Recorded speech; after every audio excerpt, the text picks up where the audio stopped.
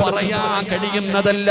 ആ ഉസ്താദ് പോലും സങ്കടപ്പെട്ടു പോകുന്ന, ആ നിക്കാഹ് നടത്തിയ തങ്ങൾ പോലും സങ്കടപ്പെട്ടു പോകുന്ന ദയനീയമായ അവസ്ഥയിലൂടെ ഈ സമുദായം കടന്നു പോകുമ്പോ സഹോദരാ, ഏറ്റവും വലിയ സങ്കടം എന്തെന്നറിയോ? ഒരാളെങ്കിലും തിരുത്താൻ കാണുമടോ? ഏത് വീട്ടിലും ഒരാളെങ്കിലും കാണുമടോ? എന്നാൽ അങ്ങനെ ഒരു കാരണവന്, ഒരു വാപ്പയോ ഒരു ഉമ്മയോ ഇന്നത്തെ വീടുകളിന്റെ അകത്തില്ലാതെ പോകുന്നു, ഇന്നത്തെ കുടുംബങ്ങളിൽ ഇല്ലാതെ പോകുന്നു.